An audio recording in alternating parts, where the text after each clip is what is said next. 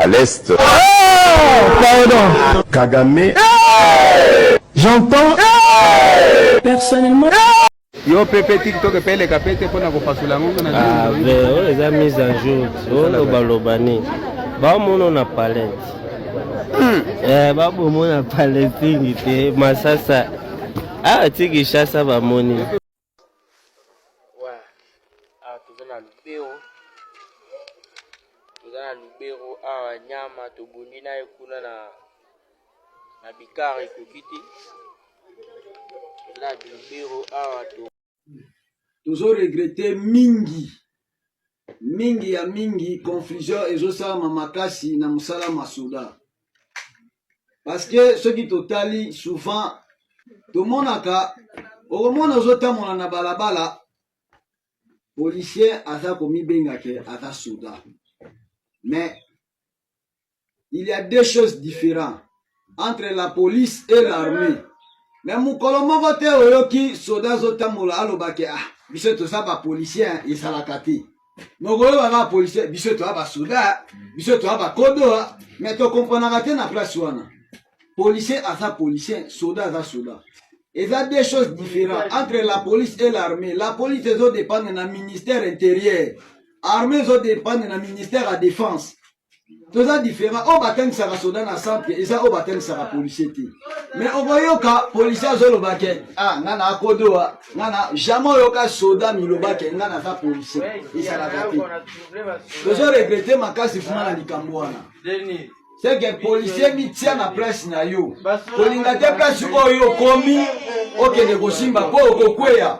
Okokweya. Place oyo komi te soko lingo misimba okokweya. Yo policier oza policier miyeba ke ozalaka nde policier. Soda za soda. Komi benga te ke yo za soda po yo za nde policier ozo dépendre na ministère ya intérieur. Soda ozo dépendre na ministère ya défense toze loko moko te. O bateng sa soda na centre za o bateng sa no ba policier te. Biso la centre plan to tanga makambo ebele. OK.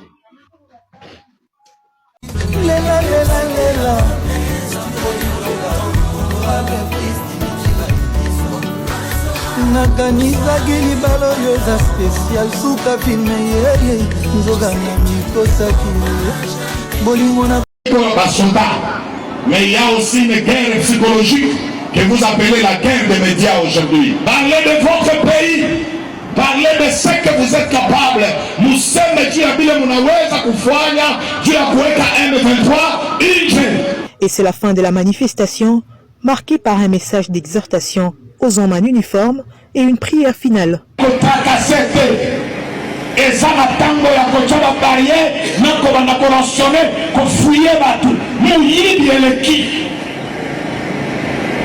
La tenue militaire est sacrée.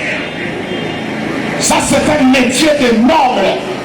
J'ai honte quand la population plaît. J'ai des regrets. Population baza kolala te pona muyibi ya basoda na muyibi ya bapolisier. Boniaka biloko ya muyibi te. Soki mobali ayera biloko ya butu biejulizaka ima telefone ya Android ya magasin ya bushiku ima mwinaka kuza ni magasin ya watu. Bai soda ya FARDC tokei. Bai soda ya FARDC. Makilana ngai pona ekolo. Makilana ngai Uvira toya pena na moto Uvira donc Goma yo kisko Uvira foyoka tunala bien pe quand même équipé mabe kata le momo na ndutu wa biso beta na nzoto ota ezala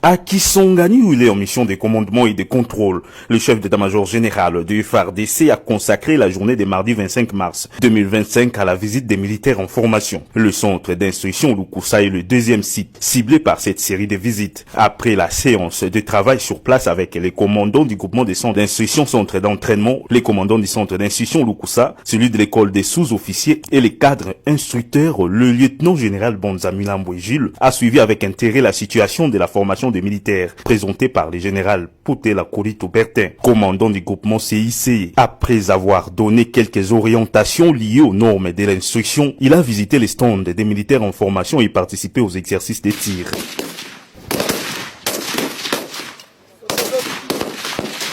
Le lundi 24 mars, il s'est rendu au camp lieutenant général Baouma pour s'entretenir avec quelques militaires de la garde républicaine cantonnés sur place. Partout où il est passé, il a prêché le patriotisme, la discipline militaire, les missions des FARDC et les dévouements en cette période de guerre. Aujourd'hui, le devoir on appelle Sibino. Parce que ngai mokonza mboka apesa kinga yango na bina kokoka kokumba ngonga mokote il faut tokumba ngona bino nyonso tokani devoir tozali nango ezali ya honorer bandeko na biso bakufa tokani devoir tozali nango ezali honorer ba population oyo bakufa ki bao bazaki torturer bazaki violer yokani tozali nango ezali ya kolongola image ya mabe mboma moke ya ba délinquant oyo bakotaka na mosala na biso balinga basa nini armée mobile. Et pour ce faire, nous devons nous comporter différemment et à l'olingue va se comporter. Nous devons aller tous les hommes qui sont mongolais ici kanini ici ka otaki. Yokani? Tout ça l'honneur na mboka na biso, tout ça l'honneur na population na biso, tout ça l'honneur na bokonza mboka, tout ça l'honneur na institution nyonso, tout ça l'honneur na armée na biso. Na boy makambo boka bwana. Lobi na zalaki na garde républicaine boyete. C'est pour dire que nous n'avons qu'une seule armée. Ok? Si nous avons tous dans le même esprit.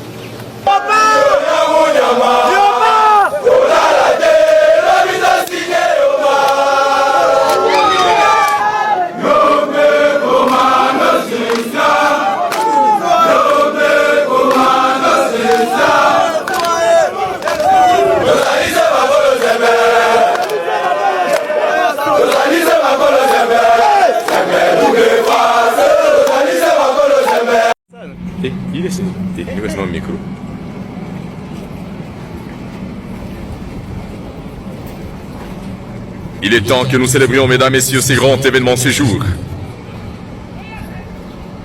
Le bateau qui vient avec le général Kaputa Emmanuel, en train d'avancer et accoste dans moins de 30 secondes.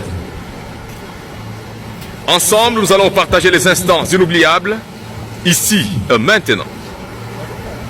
Maman Sylvie qui vous dit merci de loin.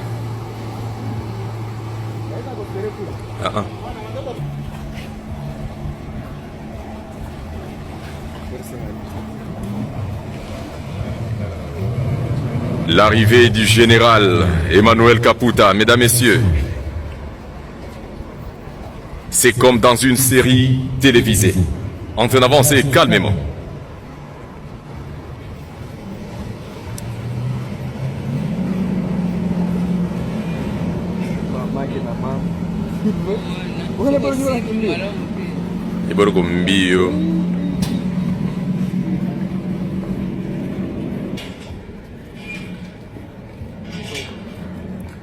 Il est vrai,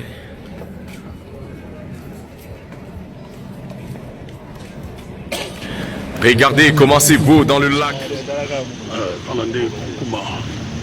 Il y a ministre de la Défense qui moja mvita meka tunakuza kukumila betu na kiasi ndio somo kubaka bote ya luzitu batata ba mama ya kele kiasi mingi on a kati ya kotulo ya baki le ministre de la Défense Guy moja mvita yani ndeke na kubaka mote ya luzitu kansina tolati betu ndakana betu vutuka kula na ntola kuna aruza yamba na kiasi ndio so na tata nguvulu grâce kwanga maswange bilolo ke kuza yamba yani na kiasi yonso batatu mama ya kelende ministre national ya défense panga beto di mois de vita mais kuza pesa mbote ya lozito kuna na ba makesa na beto pe na manima ya general tatango vulu grâce kwanga maswange bilolo kuza pesa mbote ya lozito useka mosi ya mbote bakula kitoko tata grâce kwanga maswange bilolo na ministre ya défense di mois de vita mubanza tibeno sur kulanda kabito na kutulo ya baki ya kele kiasi mingi ba mfumo mutina beto kele pena general ya beto ba polisi wa mekatuluza kukumida beto wa kele kiasi yosu mubanza kuna kele pe kiasi ba mfumo kana kwenda sabeto kota na baki ministre national ya pangana beto ministre national de mois de vita yani ne kele kuja kusala ba mambo ya mbote wa na kati ya kutulo kati kiasi yosu.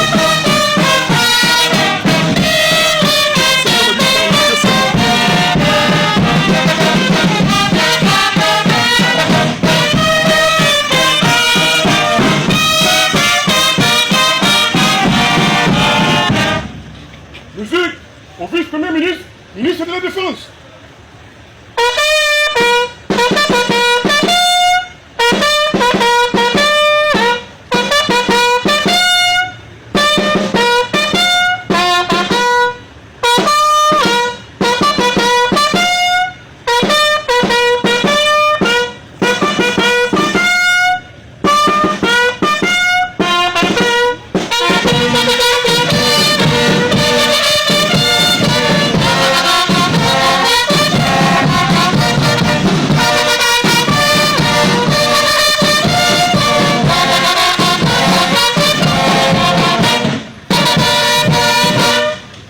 Monsieur le vice-premier ministre, ministre de la Défense nationale et des anciens combattants, Excellence, le détachement d'honneur est rangé pour vous accueillir et vous rendre les honneurs à l'occasion de votre visite à Mwanda dans le cadre de votre mission d'itinérance dans le Congo central.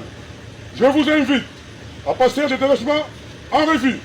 Commandant de détachement, le capitaine de vaisseau, diplômé d'état-major, Jean-Pierre Madiba.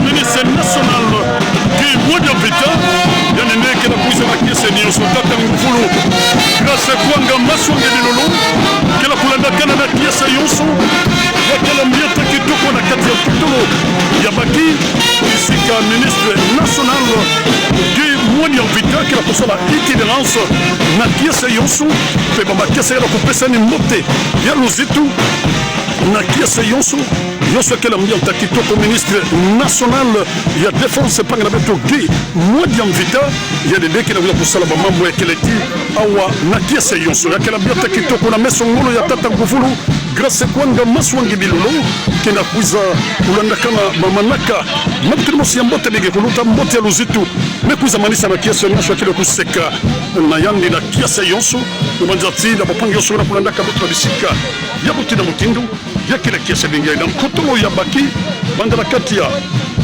Manjala Beto ya baki ya kile kiesa mingi le ministre de la Défense Guy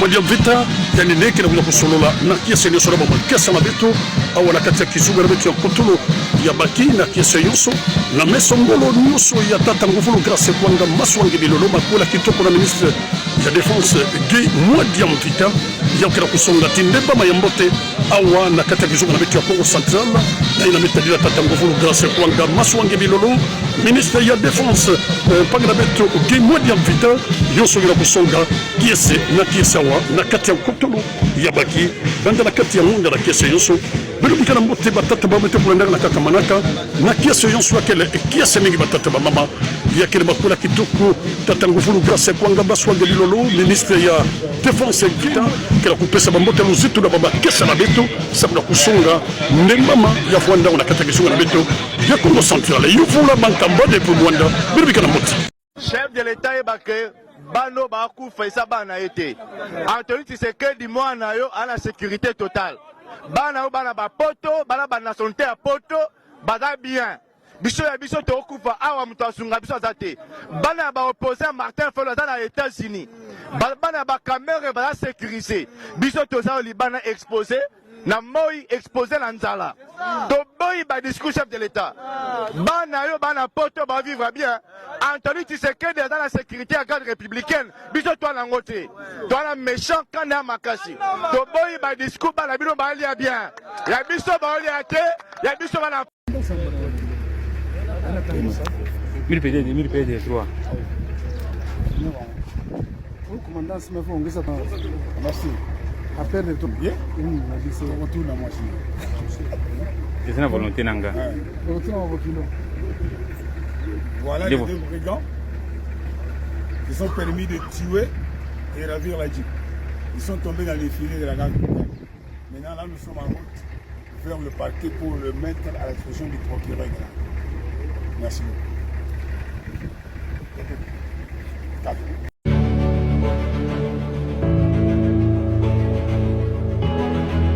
Ni kuremercie kwanza chama yetu ya AFC ku initiative yenye munaleta ya Salongo.